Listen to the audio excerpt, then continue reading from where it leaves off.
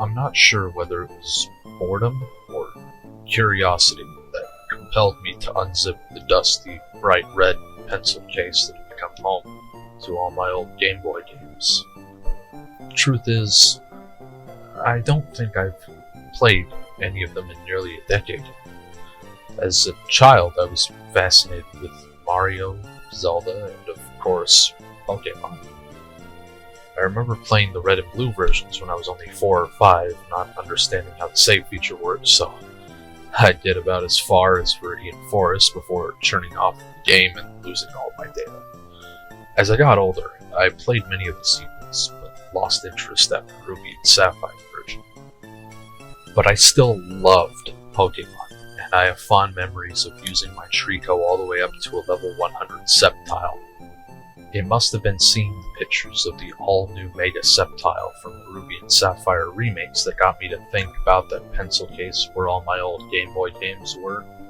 I saw it perched between a DVD box set of The Matrix and my collection of Harry Potter books, disgusted by the amount of dust I had allowed to accumulate over what was once a treasure trove of my finest moments. I quickly poured out around 20 or so different cartridges onto my bed, this before throwing my pencil case into the bin. I lay down onto my pillow, bringing the game's eye level with me. It was one of those Sunday afternoons where even being bored was making me sleepy. However, remembering the posters of Pokémon from my local game store, I suddenly felt the urge to retrieve my old copy of Pokémon Ruby and see what was happening on my save file. When I booted up the game, I was greeted with a screen somewhat different from what I had remembered. It told me that my internal battery had run dry and the clock-based features wouldn't work. I knew this was typical of older games, and I also knew that it was unlikely to affect the gameplay, so I wasn't deterred. I had a full level 100 team, Sceptile being there, of course, but the rest of my team comprised of Pokemon I had previously acted using cheats. It made me cringe a little now that I thought about it, but I must have been around 11 when I played this last time. I'm sure there was nothing more appealing than a team of all level 100s. Sceptile, Mewtwo, Charizard, Pikachu, Groudon, and Kyogre. These guys were the real deal. I was confident I had already beaten every trainer in the game, so I decided to give them a spin by battling the Elite Four. They were too easy. The game restarted and I was back in my room. Curious, I checked the clock, which told me it was Monday at 12 p.m., midday. I visited various other areas of the game, desperately looking for something to do, but when I realized I hacked in these legendaries, others that were native to the game file might actually be still available to capture. I made my way to a location called Sky Pillar, and sure enough, after battling my way through hordes of ghost Pokemon, I finally encountered the legendary Rayquaza. Forgetting to save before the battle, not truly caring if I caught the Pokemon or defeated it, I interacted with the overworld sprite, and I was completely taken aback to find out the Rayquaza I was facing shone with golden stars. And rather than being its regular green color, it was instead covered with a deep black with golden outlines. I knew what I was looking at. In fact, 11-year-old me would have gloated about this to no end.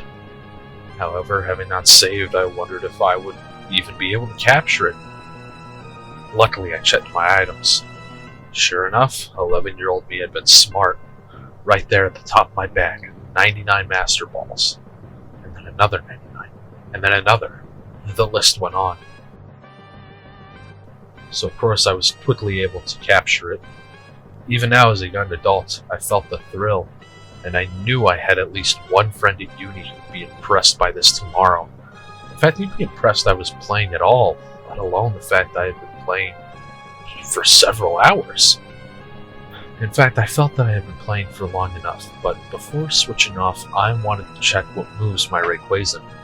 I flew to the nearest area called Pacific Log Town, but I was greatly disappointed to find that my new shiny Pokemon wasn't in my boxes. I looked around all 32 boxes in my party and I was greatly disappointed to find that my Rayquaza wasn't there. My new, incredibly rare Pokemon. It was nowhere. There was no point in resetting to the last save. I would have to travel all the way back to Sky Pillar, and my odds of encountering a shiny Pokemon again must be, what, 1 in 8,000? This doesn't make any sense. I was frustrated. Several times I backed out of the in-game PC trying to turn it off and on, and every time it greeted me with just a few boxes of random weak Pokemon and the occasional hacked-in legendary. I already had 6 level 100 Rayquaza, but my new shiny one was nowhere to be seen. I surprised myself that I had become so invested. The truth is, if I took my cartridge to uni tomorrow with all these hacked Pokemon on it, my friend probably wouldn't even have believed that I had caught the shiny legitimately. My heart sank a little. I was about to turn off the game when I had another thought. I remembered one of the secrets of the town I was in. An NPC who would tell you about a mysterious island, Mirage Island. It's an area just to the right of the town, but I had never seen it before. Supposedly, it would only appear on random days. I only heard about it through rumor when I was younger, but I was certain it existed. So I went to the house where I remembered the NPC being. No luck. I went to a different house, and I found him. I guess my memory isn't that great. Although, I was certain I had never remembered the NPC telling me what he just did. Usually this NPC would tell me that Mirage Island wasn't there and I'd have to come back another time. But I was surprised to find out that today he could see Mirage Island. All I had to do was surf to it. My shiny gets taken away from me, and an internal battery leaves the clock on a day where Mirage Island shows up. I had to be the luckiest and unluckiest guy in the world. I immediately set out to the island, but as I surfed there, something struck me as odd. All the NPCs that would normally sit there and wait patiently for me to cross their eyesight and challenge me to a battle were instead erratic. They swam from left to right, up and down, into rocks, or even into other NPCs. It seemed bizarre, however I managed to surf around them, avoiding their gazes. I thought maybe the game must be glitchy. Maybe that's what caused my shiny Pokemon to disappear. And the idea was almost immediately confirmed from the moment I stepped foot on Mirage Island and the screen blacked out. I was confused. I was strangely sad. I had become very invested in this world and now found myself furiously toggling the power switch. Had the batteries run out? No, the game came back on after only a little struggle and I was soon greeted with the same screen. Your internal battery has run dry. Time has stopped. Time has stopped? I'm sure that wasn't what it said last time, however I was mashing the A button so I barely had time to think before it flipped onto the next screen. Opening up my save file, I was once again placed in my character's house, right after beating the Elite Four. My party seemed to be in order, nothing unusual. I decided to check my clock on the wall. I'm not really sure why, it just seemed like the thing to do. However, instead of reading 12 PM on Monday, it showed as 6:24 PM on Sunday. That was odd, seeing as the last screen just told me that the internal battery had run dry. This must be a bug in the game. However, this meant if it was a different time, maybe Mirage Island would likely not be accessible. I could only hope the glitch was working in my favor. I was so upset to think that both the Shiny and now Mirage Island would sound like stories that were both made up. But it was less about making my one friend at uni believe me. I had to believe. I had to once again hope that this glitched game was going to work in my favor. I wanted to know what was on that island, so I flew back to the NPC that triggered the event. When I spoke to him, he just said, "Mirage Island is waiting. Welcome back." Once again, I found myself confused by these odd statements, but curiosity drove me on. I felt like I had no other choice. I became completely absorbed by the game, and truth is, I was glad Mirage Island was still accessible, and perhaps it was just the game being buggy. Once again I surfed across to where Mirage Island would be, and I felt a strange comfort that the NPCs who moved erratically before were doing the exact same thing, surfing in seemingly random directions as if they were trying to break the game. There was a level of consistency about this now. This game really is broken, I thought, as I landed back on the shore of Mirage Island, and now I had a good view of the land on which I stood. The place was more or less empty, with a single house and a grass patch that was huge. I'd never been here before, and I felt so much joy being in a place I'd only heard about through rumors. To know that such a place was true. However, the feeling didn't last as I went into the long grass and found myself face to face with Rayquaza? The same black shiny Rayquaza I had caught before. I didn't understand. Were shinies just more common when the island was around? Maybe the previous hack had affected the game. I checked my bag for my Master Balls and was shocked to find nothing. I had no items now. I exited the menu, and the battle was over. I checked my party to find not my usual team either. Instead, my team had been replaced with Unknown, a small Pokemon looking like letters. B-A-D-B-O-Y.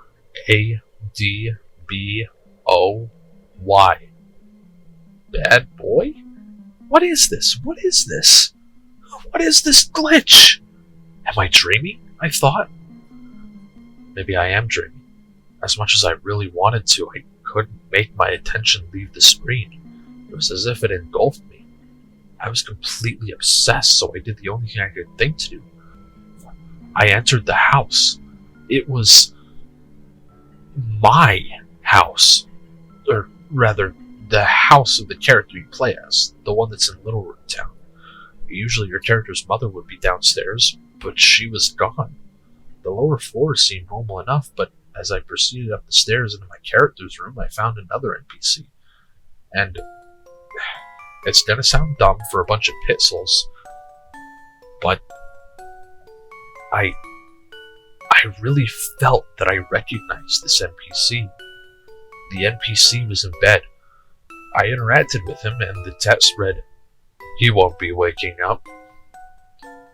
It appeared on the screen, and it was cold, scary, and the fact that I realized where I recognized the NPC from. It kinda looked like me. The fact I associated this group of pixels with myself just upset me. What do you mean they wouldn't be waking up? I began to freak out a little. Where was I? Why couldn't I stop playing? I started walking and clicking any and all buttons when I found myself face to face with the clock in the room. Oh, I wish I hadn't read the clock, because it displayed the same time as before. Sunday, 6:24 p.m. That's when I remembered the same chilling words from before telling me, "Your internal battery has run dry. Time has stopped."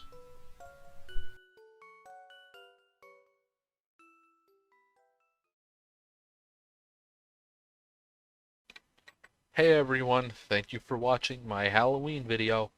Hopefully by the next time you see me, I'll have my actual body back. God, I miss my arms. I'd like to give a huge thank you to Bossy, who put this whole thing together, you know, despite knowing absolutely nothing about Pokemon. I had to teach her some things. Did you know that she didn't know that Omega Ruby and Ruby were different? That would be funnier if I wasn't a corpse! Also, I'd like to give a huge thank you to the folks over at Spriter's Resource for ripping the sprites out of the game for me to be able to send over to Vossi, because despite being a PokeTuber, I actually don't have a Game Boy emulator yet, or a ROM. And yeah, I guess normally I would tell you to check out last year's Creepypasta video, but that never happened. Anyways, I don't really have much else to say, so I guess I'll see you all later.